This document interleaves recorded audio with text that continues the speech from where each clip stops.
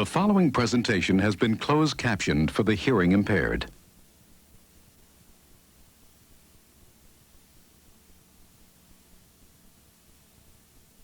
In the past 10 years, a new generation of artists has made its mark on the history of Disney animation, transporting audiences into worlds full of enchantment and delight.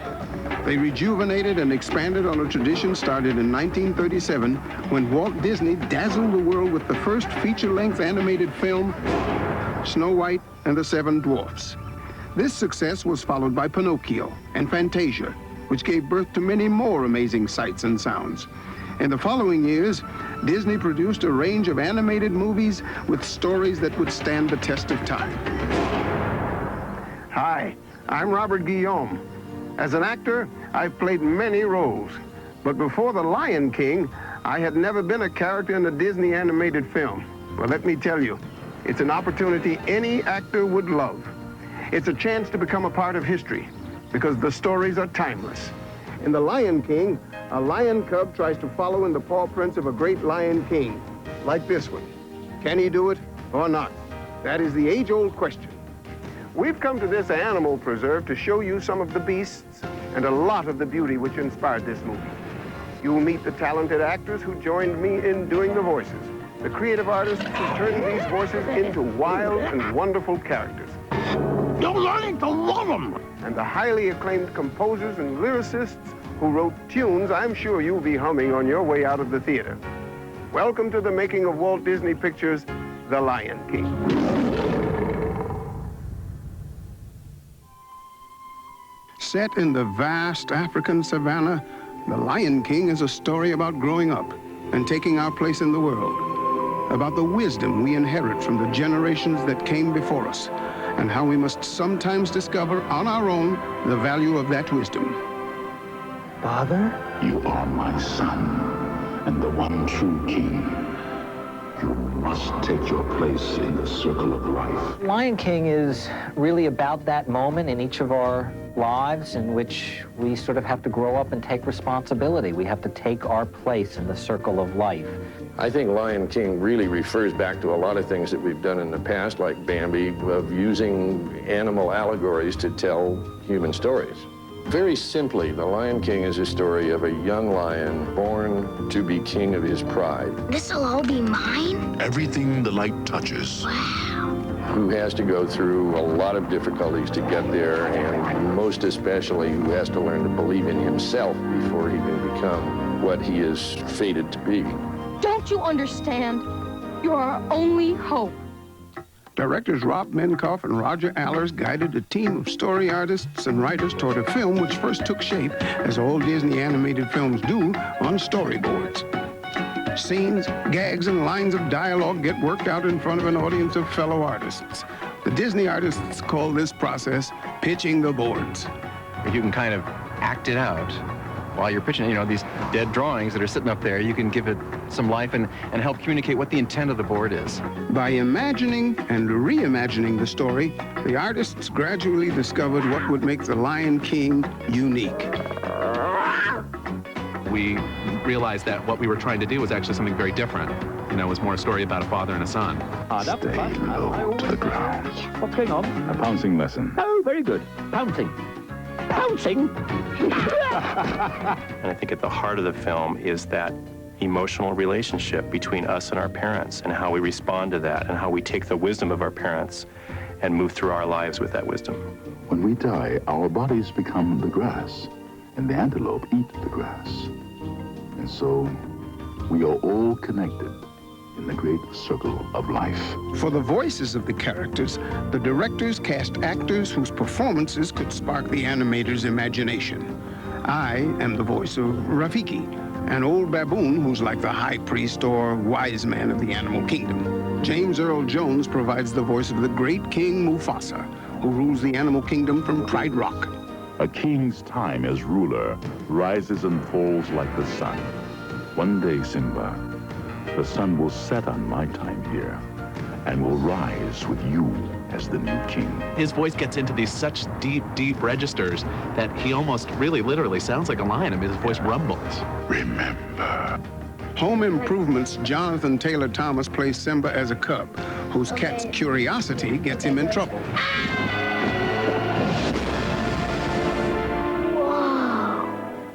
Matthew Broderick is the voice of the adult Simba, who just wants to live a carefree life, away from all responsibility. Man, I'm stuffed. Me too. I ate like a pig. Pumbaa, you are a pig. Oh. Moira Kelly of The Cutting Edge and Chaplin is the voice of Simba's girlfriend, Nala, who convinces her childhood friend to return to the Pride. What's happened to you? You're not the Simba I remember. You know, you're starting to sound like my father. Good. At least one of us does. Broadway veterans Nathan Lane and Ernie Sabella portray fast-talking meerkat Timon and the kamikaze warthog Pumbaa, who teach Simba about the joys of the jungle. Hey, this looks like a good spot to rustle up some grub. Ew, what's that? A grub. What's it look like? Ew, gross. Tastes like chicken. And Academy Award winner Jeremy Irons oozes evil as the king's bad brother, Scar. An elephant graveyard is no place for a young prince. Oops. An elephant what? Whoa. Oh, dear. I've said too much. I suppose you'd have found out sooner or later, you being so clever and all. And then there's the hyenas. Well, well, well, Banzai, what have we got here? I don't know, Shenzi. What do you think, Ed? Just what I was thinking. A trio of trespassers. We have Shenzi, Banzai, and Ed.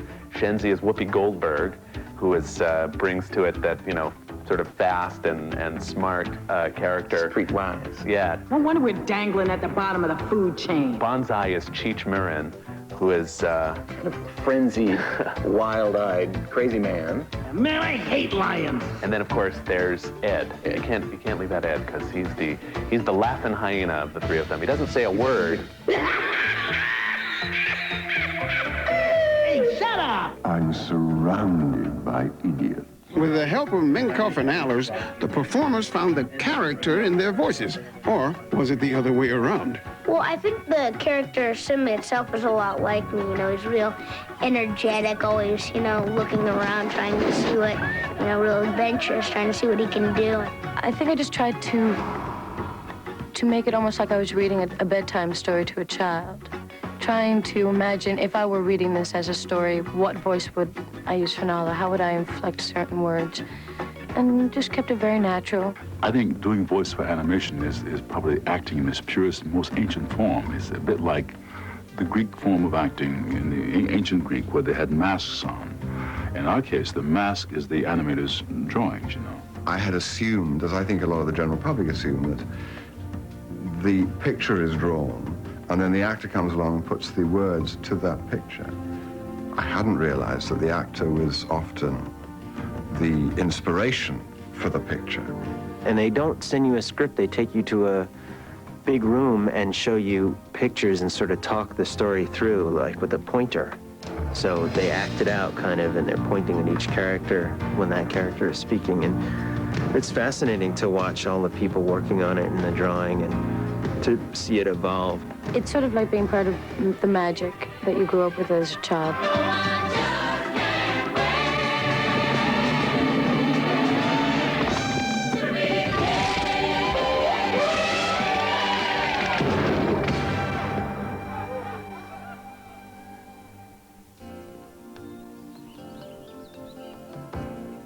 This magnificent creature has a wingspan of 7 feet and talons the size of human hands.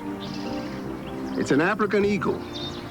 It seems as if everything about Africa, from its one-of-a-kind animals to its breathtaking scenery, is larger than life. Now turn the Disney artists loose with all of Africa to inspire them, and what you're going to get is an explosion of color and characters unlike any you've ever experienced in a Disney film. You can see and hear Africa in every frame of The Lion King, as if the continent itself is a character in the story. Here's a bird's eye view of how Africa inspired the Disney artists. In November 1991, a group of Disney artists traveled to East Africa where they found a world teeming with life, sound, and color. and a landscape that seemed immense. For the first time, we were dealing with this beautiful visual tapestry of Africa. And I think what the directors tried to achieve was something on an epic scale. They were inspired by the big kind of Western epics or biblical epics. And so visually wanted to create this really unique, enchanted, wonderful place that you've never been to before. The responsibility of distilling all of Africa into a cohesive design for The Lion King fell to production designer Andy Gaskell. We've constantly tried to capture the vastness of it. We've tried to inject elements that are a little more subliminal, like sound, for instance. The sound of wind. Simply the effect of having a character standing on the open savanna and having the wind blow his mane, you know, and you can't see the wind, obviously, but you feel it because you see his mane reacting to it, or you see the grass on the savanna just sort of being blown gently. Natural phenomena like that are notoriously hard to capture, but we've really made an all-out effort to capture that. Gaskell's exhaustive study of different painting styles eventually led the Disney artists to a kind of enhanced naturalism.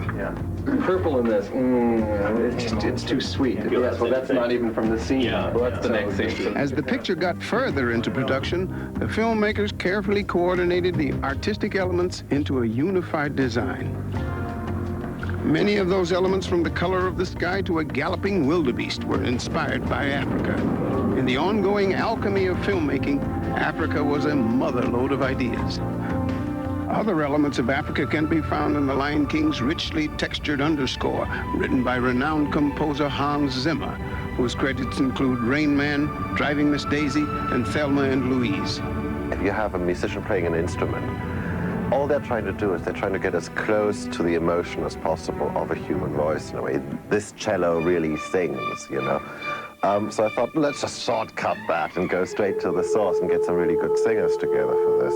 African choirs conducted by vocalist Lebo helped shape the underscore. Just as Andy Gaskell researched the visual elements of the film, Zimmer spent 2 years looking for the right palette of musical sounds for The Lion King. You know, I've had people out there hunting down all sorts of odd sounds, instruments, kalimbas, marimbas, you know, all the usual drums they have over there and all the unusual drums they have over there. The result? A musical tapestry which complements the visual art, and a design for the film that you could call colorful, mystical, majestic, dramatic, or you could just call it Africa. Isn't this a great place?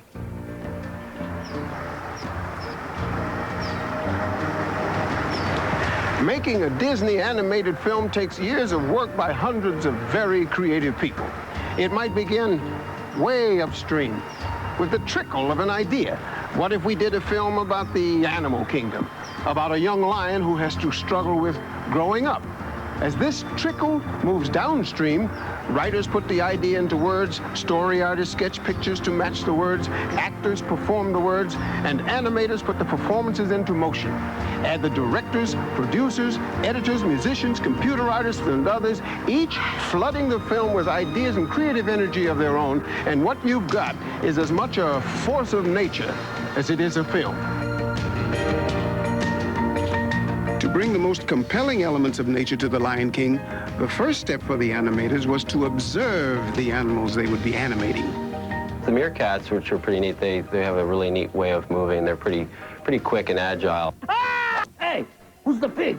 Are you talking to me? Uh-oh, they call him a pig. They call me Mr. Pig! Warthogs have a nice physical way, even though they look so large and such a robust body, but they're real light on their feet. They do this funny little bouncy walk. World-famous wildlife expert Jim Fowler came out to the studio and brought a few friends who made quite an impression on the artists. You can just sense the power in that, and you feel incredibly small and weak compared to this massive, intense creature, you know. You notice that they are very contact-oriented. On looking at a lion cub, the first thing you would kind of think is the fact that they're kind of a soft creature, almost like your house cat. But when you actually get your hands on one, you find that it's almost the exact opposite. They're very powerful, very hard.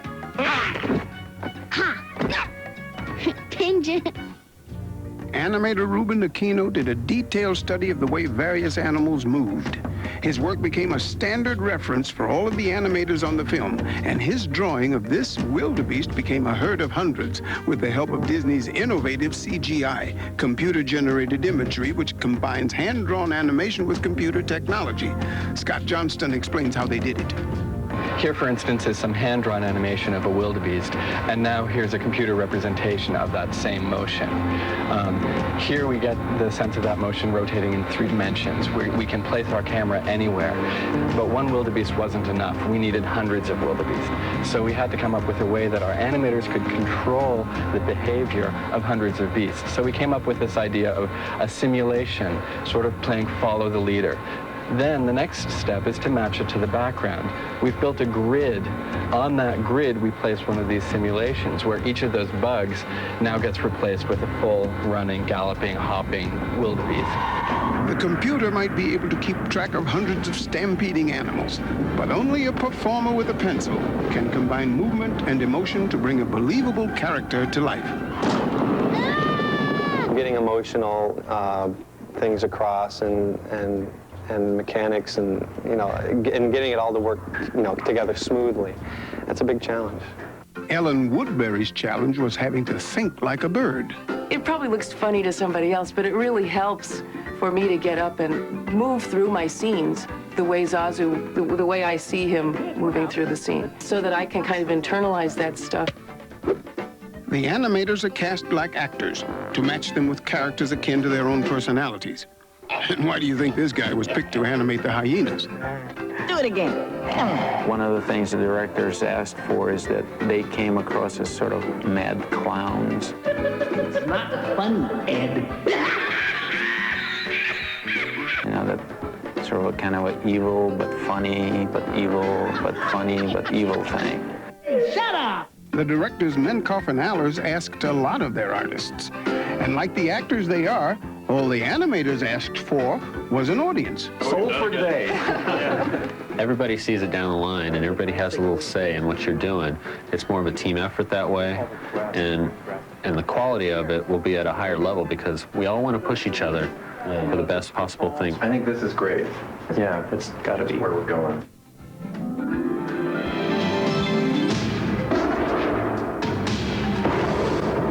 How do you measure the greatness of a hero? Well, one way is to size up the foe. If the bad guy is really bad, the hero has to be especially great to defeat him. Now, I'm not going to tell you everything that happens to Simba in The Lion King, but I will say this. Simba is going to have to be one very heroic lion to deal with his Uncle Scar. When I'm king, what'll that make you? A monkey's uncle. You're so weird. You have no idea. This uncle of his is worse than a castle full of wicked stepmothers. My favorite nephew. Yeah, right. And to make matters even worse for the little lion who would be king, Simba thinks this conniving carnivore is his friend. An elephant graveyard is no place for a young prince. Oops. An elephant what? Whoa. Oh, dear, I've said too much. Well, I suppose you'd have found out sooner or later. You being so clever and all. The character of Scar resulted from the kind of collaboration you can only see in Disney animation between one of the world's most talented actors, Jeremy Irons. Will I like the surprise? Simba, it's to die for.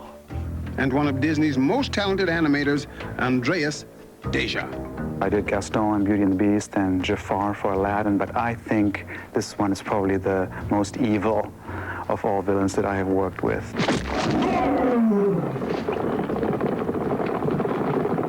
Long live the king. Deja began by observing the feline qualities he could use in creating a really bad cat. With Scar, I thought it should be all very smooth and very slick and kind of elegant, so you work out patterns that are not like dancing, but that definitely have a slick, soothing sort of quality to it. But it was Jeremy Irons' reading of Scar's lines which really brought the character to life. You run along now and have fun. And remember, it's our little secret. The great thing about recording a voice for animation, when the picture is being drawn as a result of the sounds you're making, is that you can take it very wild, very broad, and give the animator some nourishment to draw. He was able to just be the nastiest human being on the face of the earth with these little tiny turns of his voice, you know, and of course Andreas drew on all of those nuances and gave him visually such a wonderful character as well. He has a way of playing with the words and twisting them, and it is all interesting. Every line that Jeremy would give me was interesting. Run away and never return. I felt that Andreas had caught all the wickedness and all the humor that I wanted to have in him, and more. Why, if it isn't my big brother descending from on high to mingle with the commoners? Sarabi and I didn't see you at the presentation of Simba. That was today? Oh, I feel simply awed. Must have slipped my mind.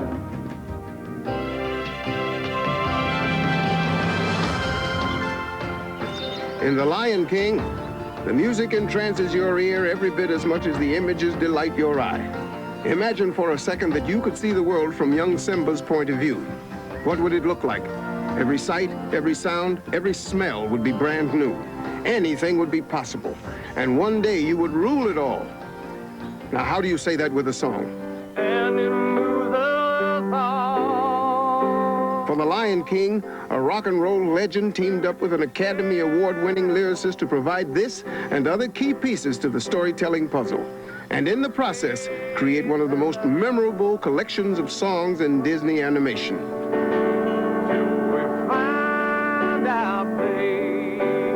Elton John and Tim Rice wrote 5 spellbinding songs for The Lion King over a 2-year period. It was interesting hearing Elton John sing a song that was going to be in a Disney movie. Sort of stunning to, you know, just to have that happen. It's great. We pitched him the boards, we pitched him the story, and then he sat down at the piano and played. And he doesn't need a sound stage, he doesn't need anything. His voice is beautiful. Yeah? What do you think? You know, you want to work the songs into the fabric of the story so that the songs don't become a pause in the story, that they promote it and help you understand the characters. I'm gonna be a mighty king, so enemies beware. Well, I've never seen a king or beast with quite so little hair. In this number, little Simba looks forward to the day when he can have everything his own way. I'm brushing up, I'm looking down, I'm working on my wrong. It's a fun track because he's really showing off. And he's thinking, God, this is going to be fabulous. I'm going to do this and I'm going to do that. And no one's going to tell me what to do. Oh, I just can't wait to be Here, directors Menkoff and Allers present a song called Hakuna Matata, which was inspired by a Swahili saying. It means no worries, see? For the rest of your days, it's our problem-free philosophy, Hakuna Matata. I think it's a good opener and a closer because he can build and build. And it's got a pretty melody. Everyone who worked with him was astonished at the speed with which Elton John could turn out a tune. I mean, Elton's always said, if I don't get a tune right in 20 minutes, I just throw it away. I'm not the sort of person that writes every day or sits down at the piano and plays every day at home. But when I've got a project to do, it's usually been a while since I've done something. And so I look forward to them.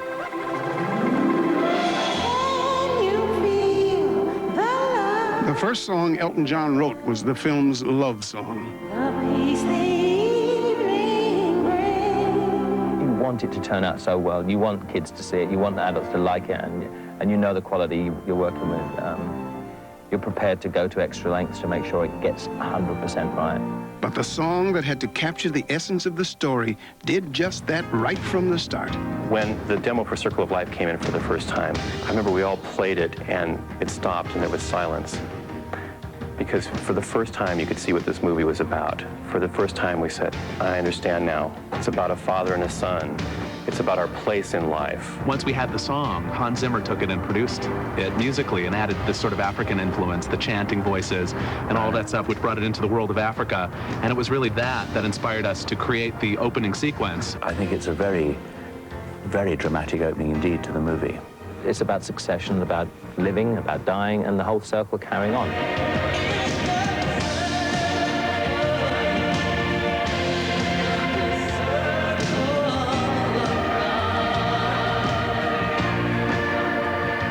The artists who gave life to the Lion King are part of a great succession of dreamers who create the Disney animated films. Who knows? Maybe a young boy or girl will see this film and be inspired by a dream of their own, and some great and future achievement will find its beginnings in The Lion King. On behalf of Rafiki, Zazu, Timon and Pumbaa, Mufasa and Simba, and all the animals in the kingdom, thanks for watching, everybody.